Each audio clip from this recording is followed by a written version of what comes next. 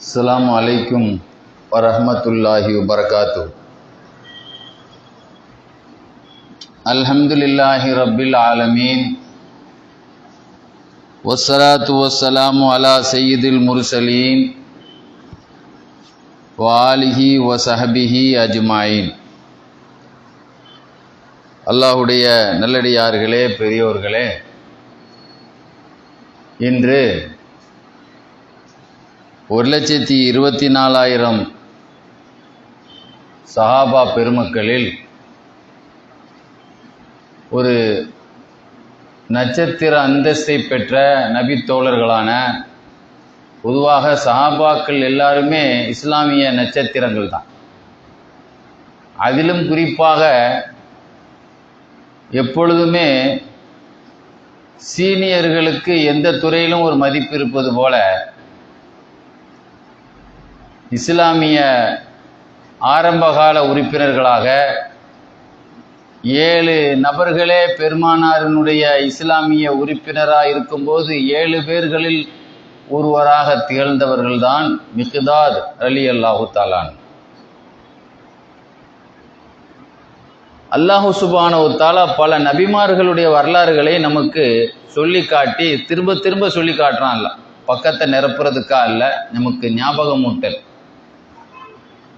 சஹாபாக்களுடைய வரலாறுகள் நான் பல முறை சொல்லியிருக்கிறேன். 8000 பேர்களுடைய பேர் மட்டும்தான் கிதாபில் வந்திருக்கிறது. அதிலும் சில சஹாபாக்களுக்கு ஒரு பேர் மட்டும்தான் இருக்கும், பக்கத்தில் ஒன்றுமே இருக்காது. ஒரு சில பேர்களுக்கு மட்டும்தான் ஒரு பக்கம் 2 பக்கம் 3 பக்கம் 10 பக்கம் வரலாறு. அதில் இன்னைக்கு மிக்தாத் ரலியல்லாஹு, நான் பல முறை சில சஹாபாக்களை பற்றி பேசியிருக்கேன். அபூ அய்யூபுல் அன்சாரி ரலியல்லாஹு பற்றி பேசியிருக்கிறேன், அபூ ஹுரைரா ரலியல்லாஹு பற்றி பேசியிருக்கிறேன், ஒரு சில சஹாபாக்களை பற்றி பேசியிருக்கேன். இந்த மிக்தாத் ரலியல்லாஹுங்கிறவங்க ரசூலுல்லாஹ்வோடு எப்படிப்பட்ட நெருக்கத்தை பெற்றவர்கள் என்றால், நமக்கெல்லாம் தெரியும் பத்ர் போர். இஸ்லாமிய வரலாற்றிலே ஒரு சிறப்பு வாய்ந்த ஒரு போர் பத்ர் போர். பத்ர் போரை பற்றி நான் புகாரி ஷரீஃபில் நான் ஓதி கொடுக்கக்கூடிய நேரத்தில் அதில் ஒரு செய்தி அதில் வரும். பத்ர் போருடைய சிறப்பை பற்றி ரசூலுல்லாஹ் என்ன செய்கிறாங்க, போருக்கு சஹாபாக்களை உற்சாகப்படுத்துறதுக்காக நம்ம தயாராகுமா, போகலாமா, கிளம்புறீங்களா, வரீங்களான்னு சொல்லி கேட்டுக்கிட்டு இருக்காங்க. எனக்கு பக்கபலமாக நின்று எனக்கு ஒத்துழைப்பீங்களா அப்படின்னு சொல்லி கேட்டுக்கிட்டு இருக்கும்போது மிக்தாத் ரலியல்லாஹு அன்ஹு என்ன செய்கிறாங்க, ரசூலுல்லாஹ்ட்ட ஒரு வார்த்தையை சொன்னாங்க. அந்த வார்த்தை ரசூலுல்லாஹ் அப்படியே சிரிக்க வச்சிருச்சு. என் ஆதரவு உங்களுக்கு அப்படின்னு சும்மா சாதாரணமாக சொன்னால் அது ஒரு சாதாரணமான செய்தி. ரசூலுல்லாஹி ஸல்லல்லாஹு அலைஹி வஸல்லத்தை எஞ்சி, யார் ரசூலுல்லாஹ், நாங்கள் உங்களை சும்மா விட்டுற மாட்டோம். மூசா அலைஹிஸ்ஸலாம் போருக்கு வாங்கன்னு சொல்லி அவங்க மக்களை கூப்பிட்டாங்க. குசும்புத்தனம் பண்ணக்கூடியதையே வழக்கமாக கொண்டிருந்த இஸ்ரவேலர்கள் மூசா அலைஹிஸ்ஸலாத்தை பார்த்து சொன்னா, போருக்கா, இதுஹப் அந்த வரப்புக்க பொக்காத்திரா, நீங்களும் உங்கள் ஆண்டவனும் போய் போர் செய்யுங்க, நாங்கள் உட்காந்து வேடிக்கை பார்க்குறோன்னா. என்ன சொன்னா, இது குசும்பு தானே, இதுஹப் அந்த வரப்புக்க, நீங்களும் உங்கள் அல்லாவும் போய் போர் செய்யுங்க. நீ அப்போ திரும்ப என்ன கேட்குற, நீ எதுக்குடா இஸ்லாத்துக்கு வந்த, அல்லாஹ் போர் செய்கிறாங்க, நீ எதுக்கு வந்திருக்க, இப்படிலாம் ரசூலுல்லாஹ் மூசா அலைஹிஸ்ஸலாத்தை ரொம்ப இன்சல்ட் படுத்தினான். அப்போ சொன்னாங்க, மிக்தாத், யார் ரசூலுல்லாஹ், இந்த மாதிரியெல்லாம் உங்களை சொல்ல மாட்டோம். மூசா அலைஹிஸ்ஸலாத்தை நக்கல் பண்ணானும்ல, நீங்கள் ரப்பும் போய் போர் செய்யுங்கன்னு, அதை மாதிரியெல்லாம் நாங்கள் சொல்ல மாட்டோம். உங்களது வலது பக்கம், உங்களது இடது பக்கம், உங்களுக்கு முன்னால் பின்னால் உங்களை ரவுண்டு கட்டி நின்று உங்களுக்கு பாதுகாப்பு கொடுப்போம், இஸ்லாத்துக்காக உயிரை கொடுப்போம் அப்படின்னு சொன்ன உடனே ரசூலுல்லாஹ்வுடைய முகம் அப்படியே புன்முறுவல், ஒரு சிரிப்பு கலை ரசூலுல்லாஹ் முகத்தில் வந்து விட்டது. அதனால தான் சொல்லுவாங்க, அப்துல்லாஹ் இப்னு மஸ்ஊத் ரலியல்லாஹு அன்ஹு, நான் என்னுடைய நபித்தோழர்கள் எத்தனையோ பேர் இருந்தாலும் மிக்தாத் ரலியல்லாஹு அன்ஹுடைய சபையில் நான் இருப்பது எனக்கு பிரியம். இந்த உலகத்தில் உள்ள அத்தனை பொருளை தந்தா கூட அதையெல்லாம் விட நான் எதை தான் தேர்ந்தெடுப்பேன், யாருடைய ஃப்ரெண்ட்ஷிப்பை தேர்ந்தெடுப்பேன், மிக்தாத் ரலியல்லாஹு அன்ஹுடைய நட்பை நான் தேர்ந்தெடுப்பேன். இந்த உலகத்தை விடவும், இந்த உலகத்தில் உள்ள அத்தனை பொருளை விடவும் எனக்கு இந்த மிக்தாத் ரலியல்லாஹு அன்ஹுடைய சபையில் இருக்கிறது எனக்கு பிரியமாக இருக்குன்னு சொல்றதுக்கு காரணம் என்ன அப்படின்னா, பத்ர் போர்ல ரசூலுல்லாஹ் ஒரு விஷயத்தை சொல்லி சிரிக்க வச்சாங்க பாருங்க. ரசூலுல்லாஹ் சிரிக்க வைக்கிறதுங்கிறது ஒரு சாதாரணமான விஷயமா? ரசூலுல்லாஹ் அதாவது அகத்தின் அளவு முகத்தில் தெரியும் சொல்லுவாங்க. ஒரு ஆள் மீது நமக்கு இன்னைக்கு ஒரு மனுஷன் சோகமா இருக்கிறான்னா பொஞ்சாதி அவனுக்கு சந்தோஷமானவளா இல்லைன்னு அர்த்தம். அப்படித்தானங்க அர்த்தம். அவனுக்கு ஒரு மனிதன் எப்பொழுதுமே சிரித்த முகத்தோடு இருக்கிறான், அவன் வாழ்க்கை நல்லா இருக்குன்னு தானே அர்த்தம். அப்ப ரசூலுல்லாஹ்வுடைய முகம் அப்படியே ரசூலுல்லாஹ் என்னைக்குமே புன்னகை மன்னர். பெருமானார் எப்பொழுதுமே அந்த இஞ்சி தின்ன முகம் மாதிரி இருந்ததே கிடையாது. எப்பொழுதுமே சிரித்த முகத்தோடு இருப்பார். அன்னைக்கு ஒரு ஆள்கிட்ட ஜாமான் வாங்க போயிருந்தேன், கடன் வாங்கியிருந்தேன். அந்த கடனை கொடுக்க போயிருந்தேன். அந்த பில்லை கொடுக்கும்போது அவர் அப்படியே மூஞ்செல்லாம் அப்படியே கருப்பாக உட்கார்ந்துருக்காரு. ஏன்னா சிரிச்சிட்டா குறைச்சிருவாரோன்னு நினைக்கிறார் அவர். மற்ற நேரத்துலலாம் அஸ்ஸலாமு அலைக்கும் அஸ்ஸலாமு அலைக்கும் வாக்கிங் போகும்போதெல்லாம் சொல்லுவார் சிரிச்சுக்கிட்டு. அந்த பில்லை கொடுக்கக்கூடிய நேரத்தில் அவர் எப்படி இருக்காரு? ரொம்ப டைட்டாக சாதாரணமாகவே எந்த ஒரு வார்த்தையும் ஒரு சின்ன சிரிப்பு கூட அவர்கிட்ட இல்லை. ஏன் இதை சிரிப்பை பயன்படுத்தி நம்மகிட்ட எதுவும் ஒரு 100-200 குறைச்சிருவாரான்னு நினைப்பாரு போல் தெரியும். அப்படித்தான் நினைச்சேன். ஆஹா, நேரத்துக்கல்லவா அந்த சிரிப்பை பயன்படுத்திக்கிறாங்க அப்படின்னு. ரசூலுல்லாஹ் அப்படியெல்லாம் கிடையாது. எப்பொழுதுமே சிரித்த முகத்தோடு இருப்பார். ஒரு முஸ்லீமை பார்த்து நீ சிரித்த முகத்தோடு நீ நோக்கினா கூட ஒரு தர்ம கணக்கு அல்ல எழுதுறான்னு சொன்னாங்க ஸல்லல்லாஹு அலைஹி வஸல்லம். தர்மம் கொடுத்த நன்மை கிடைக்குது. அவர் ரசூலுல்லாஹ்வை சிரிக்க வைத்ததனால் எனக்கு அவருடைய நட்பு ரொம்ப முக்கியமானது. இந்த உலகமே கொடுத்தா கூட நான் அவருடைய நட்பை தான் தேர்ந்தெடுப்பேன். ரசூலுல்லாஹ்வை சிரிக்க வச்சுட்டாரு, ரசூலுல்லாஹ்வை குஷிப்படுத்திட்டாரு. நீ பாருங்க, நிறைய பேர்கள் நேர்மைங்கிறது நிறைவேற்ற இல்லை, வாய்மைங்கிறது நிறைவேற்ற இல்லை, தர்மங்கிறது நிறைவேற்ற இல்லை. சும்மா சொல்வதெல்லாம் உண்மைன்னு சொல்லி பதவிக்கு வரும்போதும் சரி, மினிஸ்டர் ஆகும்போதும் சரி, நாங்கள் எங்களுடைய பதவியை மிஸ்யூஸ் பண்ண மாட்டோம், கரெக்டாக நேர்மையாக இருப்போம், ஆண்டவனுக்கு பயந்து செய்வன் எல்லாம் சொல்ல தான் செய்வான். ஆனால் மிக்தாத் ரலியல்லாஹு அன்ஹு சஹாபாக்களை பற்றி நீங்கள் பார்த்தீங்கன்னா விட்டா செய்தி பார்க்கலாம். அவர்களின் நீதம், மிக்தாத் ரலியல்லாஹு அன்ஹுடைய நீதம் நம்முடைய வாழ்க்கையை வரலாறா எழுத முடியுமா? எழுத வரலாறு என்பது முன்னோடி, 4 பேர் பார்த்து படிப்பினை பெறக்கூடியதான். மிக்தாத் ரலியல்லாஹு அன்ஹுடைய நீதத்தை பற்றி எழுதியிருப்பாங்க. ஒரு போர்க்களத்துக்கு போயிருக்கும்போது எதிரிகள் எல்லாம் அப்படி சுற்றி அந்த கோட்டையை சுற்றி முற்றுகையிட்டுட்டாங்க. அப்போ உடனே தளபதி சொன்னாரு, யாரும் தங்களுடைய வாகனங்களை மேய்க்க அனுப்பி விடாதீர்கள். யார் சுற்றி வளைத்து விட்டார்கள் நம் கோட்டையை, எதிரிகள் முற்றுகை விட்டு. ஏன்னா நம்ம வாகனத்தை மேய விட்டு அவன் பிடிச்சிருவான், அது நமக்கு நஷ்டம் தானே. அது நம்முடைய எதிரிகள் நம்மை சுற்றி வளைச்சி கோட்டையை முற்றுகையிட்டு இருக்கிறாங்க. யாரும் எதை அனுப்பிவிட வேண்டாம், வாகனங்களை மேய்க்க அனுப்பிவிடாதீர்கள் அப்படின்னு உத்தரவு. இந்த செய்தி ஒருவருக்கு தெரியாம அவர் எதை அனுப்பிட்டாரு, தன்னுடைய வாகனத்தை கால்நடையை மேய்க்க அனுப்பிட்டார். இவங்களுக்கு கோபத்தில் போய் அடிச்சு போட்டாங்க. உத்தரவு தெரிஞ்சிருக்கு, நீங்க எப்படி நீங்க அனுப்பலாம், உங்களுக்கு தான் உத்தரவு போடப்பட்டிருக்கு. அடிச்ச உடனே அவர் என்ன செய்யிட்டார், ரொம்ப மன உளைச்சலுக்கு ஆளாயிட்டார்.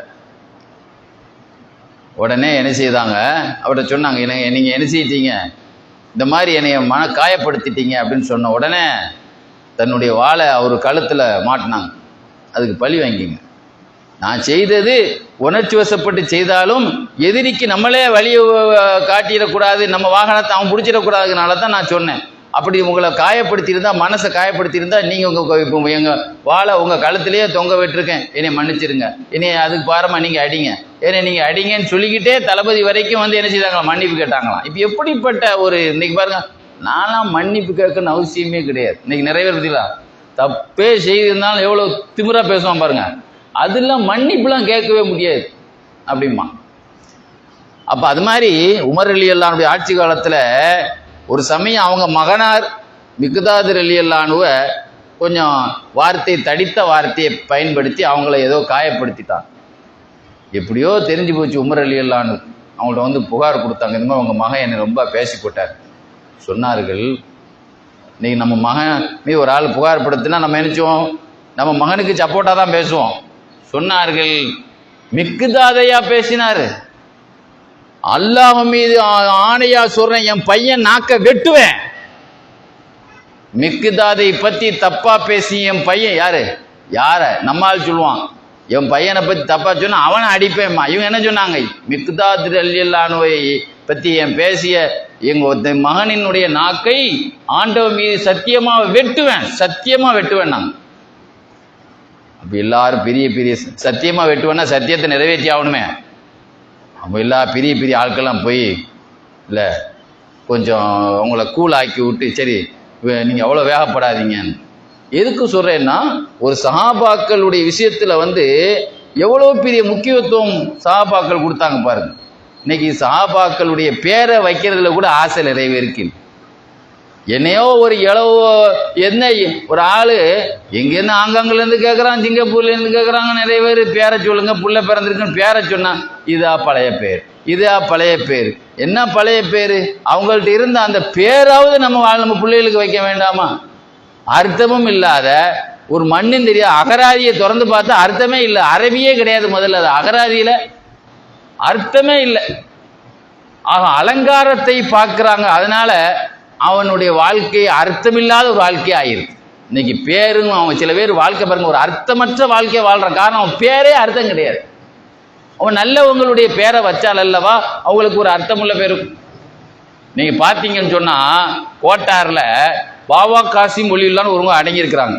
நாங்கள் ஒரு 2 வருஷம் வேலை பார்த்தேன் ஆரம்ப காலத்து 25 வருஷத்துக்கு முந்தைய 1997. அந்த ஊரில் கிட்டத்தட்ட ஒரு 200 பேர் பாபா காசிமின் பேரில் இருப்பான். நீங்க பார்த்தீங்கன்னா தக்கலை ஞானமா மேதை தக்கலையில் தென்காசியை சார்ந்தவங்க தான் இறைநேச சிவலர் பீர் முகமது ஒலியில்லாங்க அடங்கியிருக்கிறாங்க. அந்த ஊரில் எப்படியாவது ஒரு 300 பேருக்கு பீர் முகமதுன்னு பேர் இருக்கும்.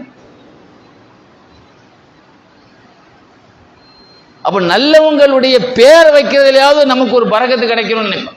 மிக்தாதுன்னு சொல்லி யாருக்காவது பேர் சொல்லுங்க, யாராவது பேர் வைக்கிறாங்க, யாரா கேட்டிருக்கீங்களா? சஹாபாக்களுடைய வாழ்க்கையை நம்ம ஃபாலோ பண்ணணும், அவங்க பேரையாவது நம்ம பிள்ளைகளுக்கு வைக்கணும் அப்படின்னு நம்ம நினைக்கிறோம். நீங்க பார்த்தீங்கன்னு சொன்னா மிக்தாத் ரலியல்லாஹு ஒரு நாள் பாத்ரூம் போயிருந்தாங்க. இன்னைக்கு சஹாபாக்களுடைய அடக்கஸ்தலம் ஜன்னத்துல் பக்கி மதீனாவுக்கு நேர ஏத்துமே இருக்கு. அந்த சமயத்தில் அது ஒரு அவுட் சைடு போகிற இடமா தான் இருந்திருக்கு ஒரு பகுதி. அந்த பகுதியில் இவங்க பாத்ரூம் இருக்கும்போது ஒரு பொந்துக்குள்ள இருந்து ஒரு பெருச்சாளி வெளியே வந்து ஒரு தங்க காசத்துக்கு வெளியே போட்டுச்சு. கொஞ்ச நேரம் கழிஞ்சு 2வது ஒரு தங்க காசு, கொஞ்ச நேரம் கழிஞ்சு 3வது 4வது 5வது 6வதுன்னு சொல்லி ஒரு 10-16 தங்க காசை கொண்டு போட்டுச்சு. 17வது உள்ள இருந்து ஒரு பையை எடுத்து வெளியே தூக்கி போட்டுச்சு. உள்ள ஒரு பையில ஒரு புதையல் இருக்கு, அதுல இருந்து ஒரு காசையை எடுத்து கடைசியில் அந்த பையை தூக்கி வெளியே தூக்கி போட்டுச்சு. நம்ம ஆள் என்ன செய்வான், அந்த பக்கம் இந்த பக்கம் பார்ப்பான், எவனும் பார்க்கலையே, ஒரே அமுக்கிடும். இன்னைக்கு கீழே கடந்து புதையல் எடுத்தா தாசில்தாருக்கு தெரிஞ்சிச்சுன்னா நம்மளை எடுத்து போயிடுவாங்க. அங்கே கவர்மெண்ட்டுக்கு சொந்தம், புதையல் வந்து நமக்கு சொந்தம் கிடையாது. இஸ்லாத்தில் வந்து புதையல் எடுத்தா 5ல் ஒரு பங்கு இஸ்லாத்துக்கு ஜக்காத்து கொடுக்கணும். புதையல் ஜக்காத்து இஸ்லாத்துக்கு எவ்வளோங்க? 5 தங்கம் எடுத்தா ஒரு தங்கத்தை வந்து ஜக்காத்து கொடுக்கணும். பாருங்க, பார்த்தவரும் இருக்கிறாங்க, 16 தங்க காசு கிடைச்சது. சஹாபாக்களுடைய மனசு எப்படிப்பட்ட மனசு பாருங்க. நாம தங்கத்தை எடுத்தாலும் அந்த தங்கத்தை தண்டம் ஆண்டவன் நமக்கு இருக்கு, அதுக்கு ஒரு பங்கு கொடுக்கணும். ரசூலுல்லாஹ் ஹயாத்தா வாழ்ந்துட்டு இருக்கிறாங்க, அந்த பங்கு என்னன்னு தெரியும். இன்னைக்கு பாருங்க, அரசாங்கத்தை இன்னைக்கு வரி கவர்மெண்ட்டுக்கிட்ட இருந்து நிறைய அனுபவிக்கிறான். கவர்மெண்ட் நிறைய ஜக்காத்துகளை வரிகளை ஏற்றுற, கடைசியில் அந்த காசுகளை அனுபவிக்காமலே போயிடுறானே நிறைய பேர். தலைமுறையா பல ஆயிரங்கள் கோடி சேர்த்து இதுக்கு அவ்வளோத்தையும் திங்க வைப்பறான். பாருங்க, நேர சுத்தம் பண்ணிட்டு ரசூலுல்லாஹ்ட்ட வந்தாங்க. யார் ரசூலுல்லாஹ், நான் பாத்ரூம் போனேன், இந்த மாதிரி நிகழ்ச்சி நடந்தது, இஸ்லாத்தில் எனக்கு ஏதாவது உள்ள பங்கு நான் ஜக்காத்து கொடுக்கணுமா, எவ்வளோ கொடுக்கணும்னு கேட்குறாங்க. அப்போ ரசூலுல்லாஹ் சொன்னாங்க, நீ கையால் தோண்டினியா உன் மேலே வந்து விழுந்துச்சான்னு கேட்டாங்க. கையாலலாம் நான் தோண்டலை, தோண்டினா தான் புதையல். நீ கையால் தோண்டலையே, தோண்டினா தான் அது என்னது, அந்த புதையலுடைய ஜக்காத்து வரும். உன் மேலே வந்து விழுந்தது தானே, இது உனக்கு ஜக்காத்தெல்லாம் கடமை இல்லைப்பா அப்படின்னு சொல்லிட்டு ரசூலுல்லாஹ் என்ன செய்தாங்க, ரசூலுல்லாஹ்ட்ட ஜக்காத்து கொடுக்கணும்னு ஆவல்ல வந்ததுனால ரசூலுல்லாஹ் துவா செய்தாங்க, அல்லாஹ் உனக்கு பரக்கத்து செய்யிட்டு இந்த காசுல. அப்போ அவங்க தர்மம் கொடுக்கணும்னு என்னது தானே வந்தாங்க, உனக்கு கடமையெல்லாம் ஆகலை, அல்லாஹ் உனக்கு பரக்கத்து செய்வான்னு சொன்னாங்க. ரசூலுல்லாஹ் கொடுத்தது சிறு துள்ளி பெருவெள்ளம், 16 காசு தான். சொல்லுவாங்க அவங்க பஞ்சாயத்து துபா சொல்லுவாங்க, காலமா பல வருஷங்களா எங்கள்கிட்ட அந்த காசினுடைய சில்லறை இருந்துக்கிட்டே இருந்துச்சு. ரசூலுல்லாஹ் பரக்கத்து செய்வோம், அல்லாஹ் உனக்கு பரக்கத்து செய்வான் அந்த காசு இல்லைன்னு சொன்னதுனால. நீ பாருங்க, 500 காசு சாய் காலையில் எடுத்து விட்டா சாயந்தரம் சில்லற காசு தான் ஜேப்பில் கிடக்கு. அன்னைக்கெல்லாம் ஒரு காலத்தில் 25 வருஷத்தில் 500 பணக்காரன் கையில் தான் இருக்கும். இன்னைக்கு எல்லா சின்ன இப்போ காலேஜ் போகிறோம் எல்லாமே 500 தான், எடுத்த எல்லாமே 500. பெட்ரோல் பழக்கள் ஃபுல்லாக 500 தீட்டு போனால் சில்லற காசு தாங்க ஜேப்பில் இருக்குல்ல. அப்படி தானே? ஒரு காக்கில் கறி எடுத்தாலும் மட்டன் எடுத்தாலும் 300 கொண்டாங்க. ஒரு பெட்ரோல் பழக்கில் பாருங்க, இது போட்டால் 200 கொண்டா 300 கொண்டா. பறக்கத்து இருக்கா பற்றியில், நம்ம காசில் பறக்கத்து இருக்கா பற்றியில். அவன் பாருங்க, அந்த 16 தங்க காசுல எவ்வளோ பெரிய பறக்கத்தை கொடுத்து. அப்போ அல்லாவுக்காக கொடுக்கணும்னு நம்ம நினைக்கும் போது ரசூலுல்லாவுடைய வாயிலிருந்து ஒரு துவா கிடைச்சிது.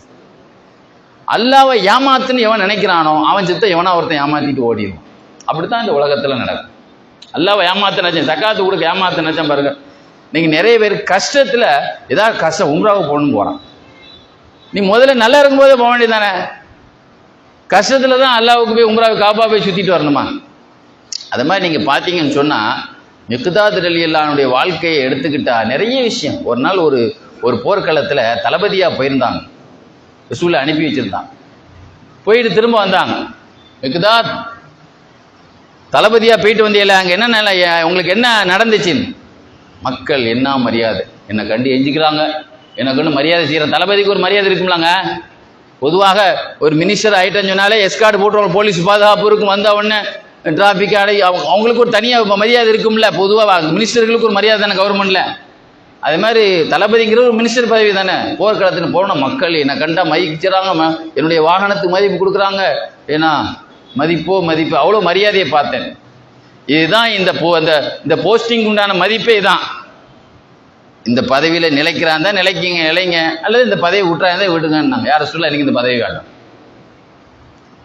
எனக்கு இந்த பதவியே வேண்டாம், மக்கள் சல்யூட் அடிக்கிறது மரியாதை கொடுக்குறங்கிறத வேண்டாம், நான் ஒரு சாதாரண ஒரு ஆளாக இருந்துட்டு போகிறேன். அல்லாஹ்வே சத்தியமாக சொல்கிறார், 2 பேருக்கு கூட நான் தலைவராக இருக்க மாட்டேன். இந்த 2 பேருக்கு நீங்கள் தலைவராக போடுங்க. ஒரு 3 பேருக்கு ஒரு குழு போதுன்னா இதில் நீங்கள் தான் தலைவராக போங்கன்னு சொல்லுவாங்களா இல்லையா? 2 பேருக்கு கூட நான் யாராக இருக்க மாட்டேன், தலைவராக நான் இருக்க மாட்டேன். சஹாபாக்கள் இவங்க பள்ளியாசில் நின்னா தொழுங்களேன், நீங்கள் இஸ்லாத்தினுடைய மூத்த சீனியர், நீங்கள் தொழுவுங்க, நான் ஒரு சாதாரணமாக நாங்கள் பின்னால் நிற்கிறான்னு பார்க்கலாம். இல்லை நீங்கள்லாம் இஸ்லாத்தில் பெரிய ஆள், அந்த காலத்து அதெல்லாம் இருக்கட்டும், நான் சாதாரண ஆளாக இருந்துட்டு போகிறேன். இன்னைக்கு பாருங்க, என்னை மதிக்க கொடுக்கல, என்னை முன் சீட்டில் வைக்கல, எனக்கு கோழிக்கறி தரல, பொரிச்ச கோழி எனக்கு கல்யாண வீட்டில் தரல, அவனுக்கு வைக்கிறான் அப்படிங்கிறான். அதுலேயே ஒரு சண்டை ஒரு வீட்டில். எனக்கு பார்த்து வைக்கிறான், அவனை பார்த்து வைக்கிறான். பார்த்தீங்களா எவ்வளோ பெரிய அந்தஸ்துக்குரிய சொர்க்கவாசிகள். இஸ்லாத்திலே முதலாக இன்னைக்கு ஹெலிகாப்டர் பறக்குது, இந்த விமானங்கள் பறக்குது, ராணுவ ஹெலிகாப்டர் பறக்குதுன்னா இஸ்லாத்துக்காக பறக்கலாங்க. எத்தனையோ இது விமானங்கள் பறக்குது இல்லை போர்க்களத்துக்கு. ஒரு காலத்தில் இஸ்லாத்துக்காக குதிரையை வைத்து குதிரையிலே அல்லாவுக்காக புழுதியை கிளப்பி சென்ற முதல் மாவீரர் மிக்தாத் ரலியல்லாஹு. சஹாபாக்களே 2 பேர்கிட்ட தான் குதிரை இருந்தது பத்ர் போர்ல. அதுல மிக்தாத் ரலியல்லாஹு முதலில் குதிரையை கிளப்பி கொண்டு அல்லாவுக்காக போர் செய்த மாவீரர் மிக்தாத் ரலியல்லாஹு. ஒரே ஒரு செய்தி சொல்லி நிறைவு செய்கிறேன். சென்டிமெண்டா நிறைய இருக்கு, இருந்தாலும் சொல்ல வேண்டிய விஷயத்தை தான் சொல்ல முடியும். நம்ம அந்த அரை மணி நேரத்தில் சொல்லுவாங்க. ஒரு காலகட்டத்தில் ஒரு சமயம் நான் மதீனாவுக்கு வந்தேன், பஞ்சமான நேரம். யார் வீட்டில் போய் உங்கள் வீட்டில் நான் கெஸ்ட்டாக வந்துக்கிட்டா, எங்கள் வீட்டிலலாம் எங்களுக்கே வழி இல்லை, போங்க அப்படின்னு துரத்திக்கிட்டான்.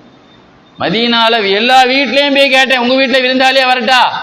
அந்த விருந்துன்னா அவங்களுக்கு அப்படி ஒரு சந்தோஷம். விருந்து எல்லாத்துக்கும் இருக்கிற ஆடையெல்லாம் அறுத்தறுத்து விருந்து கொடுப்பாங்க அரபிகள். அந்த சமயத்தில் யார் வீட்லையும் கொரோனா சமயம் மாதிரி வச்சுக்கோங்களேன், கொரோனா சமயத்தில் அவன் வீட்லேயே பிரச்சனை இருக்கும்போது அடுத்த வீட்டுக்கு எப்படி கொடுப்பான், அந்த மாதிரிலாம் இருந்துச்சு. வேலையே 8 மாதம் கவர்மெண்ட்டே நம்ம நார்மல் வாழ்க்கையே ஏங்கலையேங்க. 8 மாதம் 1 வருஷமும் ஏங்கலையே, எவ்வளோ கஷ்டம்.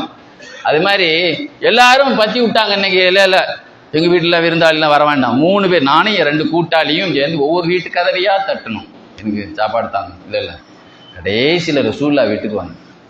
ரசூல்லா சொன்னாங்க, என்கிட்ட 3 ஆடு இருக்கு, ஒன்று நீங்கள் வச்சுக்கோங்க, 3 ஆட்டுக்கு பால் கறப்பு, ஒரு ஆட்டு பால் கறந்து எனக்கு தாங்க. ஏன்னா இல்லை 3 தந்து நீங்கள் ஆளுக்கு ஒரு ஆட்டு பால் கறந்து நீங்கள் குடிச்சிக்கங்க அப்படின்னு சொல்லிட்டாங்க ஸல்லல்லாஹு அலைஹி வஸல்லம். மொத்தம் 2 பேர் தான், 3 பேர் இல்லை. அப்போ 3 ஆட்டை கறந்து எனக்கு மட்டும் தனியாக எடுத்து வச்சிருங்கன்னு சொல்லுவாங்க ஸல்லல்லாஹு அலைஹி வஸல்லம். நான் வெளியே போய் ரசூல்லா பேசிட்டு கொண்டு வெளியே போயிட்டு வருவாங்க. நாங்கள் 2 ஆட்டு பால் 2 நண்பரும் நானும் நண்பரும் குடிப்போம். ரசூல்லாவுக்கு பாலை வச்சுருப்போம். தூங்குனா தூங்காமல் இருந்தால் சலான்னு சொல்லிட்டு உள்ளே போவாங்க.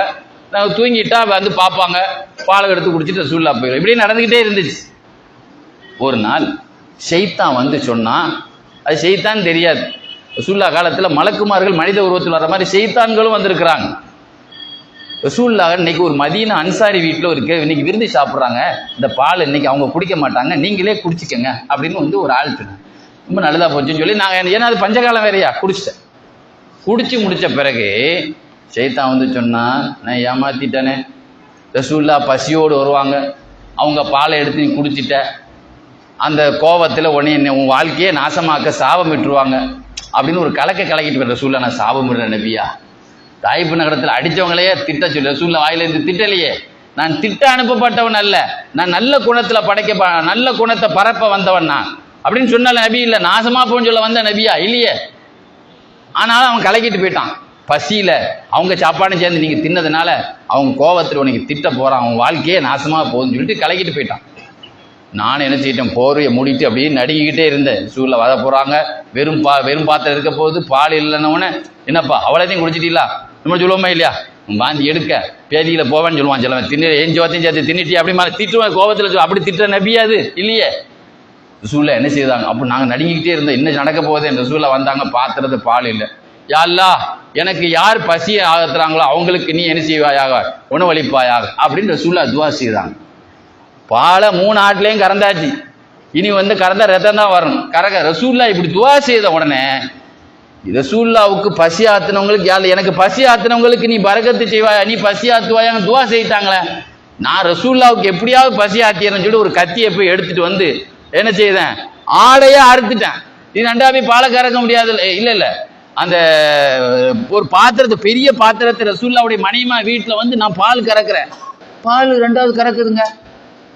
ரசூலுல்லாஹ்வுக்காக வேண்டி கறக்க வேணும் பாருங்க, ரசூலுல்லாஹ்வுக்காக வேண்டி கறக்கிற போது கறந்த ஆடு திரும்ப கறக்குது.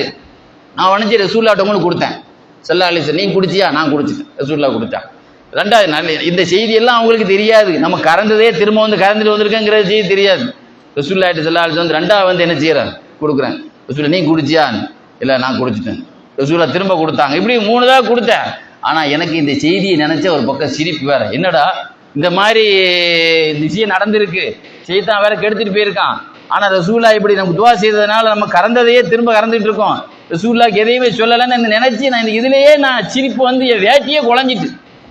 ரசூலுல்லாஹ் சொன்ன முதல்ல வேட்டியை விடப்பா, முதல்ல சிரிப்புல 2வது முதல்ல வேட்டியை விடு, வேட்டியை குழஞ்சி கிடக்கும் வந்து சிரிப்பு தாங்க முடியாது சொல்லாது, வேட்டியை குழஞ்சிருமா என்னங்க, என்ன சிரிக்கிறேன்னு கேட்டாங்க. யார் ரசூலுல்லாஹ் இப்படி நடந்துச்சு, நீங்கள் கறந்து முடிஞ்சதுலேயே திரும்ப உங்களுக்கு கறந்து தந்துக்கிட்டு இருக்கிறேன், அல்லாஹ் என்ன செய்யறான் பாருங்க. அப்போ ரசூலுல்லாஹ்வுக்கா நம்ம பசி ஆத்தன்னு நினைச்ச உடனே அவன் பாருங்க மலடி கூட புள்ள பெறுவாங்க. அந்த கதை தான் சொல்ல புரியுதா உங்களுக்கு, கறந்த ஆடு திரும்ப தருது ஒரு பெரிய விஷயம் இல்லையா ரசூலுல்லாஹ்வுக்கா. இந்த மாதிரி எல்லாம் அல்லாஹ் தஆலா அப்படி ஒரு பரக்கத்தை அவங்களுக்கு அல்லாஹ் கொடுத்தான். இப்படிப்பட்ட ஒரு பாக்கியமான நபித்தோழர்களே இப்படி ஒரு அற்புதமான நபித்தோழர்கள் சஹாபாக்களுடைய வாழ்க்கையில நம்ம கிடைக்கிறது ரொம்ப பெரிய விஷயம். ஒரே ஒரு செய்தி சொல்றேன். ஒரு நாள் உஸ்மான் ரலியல்லாஹு ஆட்சி நடக்கக்கூடிய நேரத்தில் ஒரு ஆள் உஸ்மான் ரலியல்லாஹு பத்தி இன்னைக்கு ஒரு அரசியல் மேதைனா ஒரு முதலமைச்சரை பத்தி எம்எல்ஏ பேசுவார், ஒரு எம்பி இருந்தா ஒரு பிரதமரை பத்தி பேசுவார், அது நடக்கிற விஷயம் தானே, எல்லாரும் நடக்கிற விஷயம் தானே. அப்போ உஸ்மான் ரலியல்லாஹு ஜனாதிபதி, அப்போ ஒரு ஆள் வந்து ஜனாதிபதியை பத்தி ரொம்ப புகழ்ந்து பேசுறாரு. கீழே உட்கார்ந்து இருக்கிறாங்க ஆள், குண்டான ஆள், மிக்கதான மண்டி போட்டுட்டு கீழே கிடக்கிற மண்ணில் அந்த இப்பெல்லாம் எல்லாம் டைல்ஸ் தான் போட்டுருக்காப்ல, மண் தர தானே, மண் எடுத்து பேச்சாளர் வாயில அப்படி மண்ணை மேலே போட்டாங்க வாயில. கேட்டாங்க உஸ்மான் ரலியல்லாஹு என்ன பிரச்சனை உங்களுக்கு, பேசிட்டு இருக்கிற ஆள் பேச்சாளர் வாயில மண்ணெளி போடுறீங்களா, என்ன பிரச்சனை சொன்னாங்களா. எங்கள் கண்மணி நாயகம் ஸல்லல்லாஹு அலைஹி வஸல்லம் சொன்னாங்க, ஏதாவது முகத்துக்கு முன்னால புகழ்ற ஆளை பார்த்தா அவங்க வாயில மண்ணெளி போடுங்கன்னு ரசூலுல்லாஹ் சொன்னாங்க. அதனால தான் நான் மண்ணெளி போட்டேன். எவ்வளவு பெரிய சத்தியத்தை சத்தமாக சொன்ன சஹாபாக்கள். இன்னைக்கு ஒரு முதலமைச்சர் பேசிட்டு இருக்க, அவரை புகழ்ந்து பேசும்போது மண்ணெளி போட்டு அடிச்சு கொண்டு விடுவானாங்க. அப்பாருக்கு ரசூலுல்லாஹ் ஒன்ன சொல்லிட்டா எவ்வளவு பெரிய கூட்டம் இருந்தாலும் அதை செயல்படுத்தி ஆகணும். அது யாரா இருந்தாலும் சரி, எங்களுக்கு உத்தரவு அமர்னா ரசூலுல்லாஹ், எங்களுக்கு கட்டளையிட்டார்கள். யாரையாவது இப்ப நம்மளே ஒரு ஆள் புகழ்ந்து பேசுறேங்க, நம்ம ஐஸ் வைக்கிறான்னு நினைப்போம். உங்களை யாராவது புகழ்ந்து பேசுனா வாயில மண்ணெளி போடுங்க அப்படின்னு ரசூல்லா சொன்னாங்க. அதனால தான் நான் மண்ணெளி போடுறேன் நான். அப்போ சஹாபாக்கள் ரசூல்லாவுடைய சொல்லுக்கு உயிர் கொடுத்தவர். அப்படிப்பட்ட உயிர் கொடுத்ததுனால தான் இன்னைக்கும் அவங்க பேரை அல்லாஹ் பேச வச்சு இன்னைக்கு அவங்க முன்னால அவங்க உள்ளத்து நம்ம எல்லாருடைய உள்ளத்திலையும் அவங்கள அல்லாஹ் உயிராக்கி காட்டிடாம பத்தியலா. அப்படிப்பட்ட நபி தோழர்களுடைய வாழ்க்கையை பின்பற்றக்கூடிய பாக்கியம் உள்ளவர்களாக அல்லாஹ் நம் அனைவர்களையும் நசீபாக்கிறவானாக. வாஹிரு தாவான் அல்ஹம்துலில்லாஹி ரப்பில் ஆலமீன். அஸ்ஸலாமு அலைக்கும்.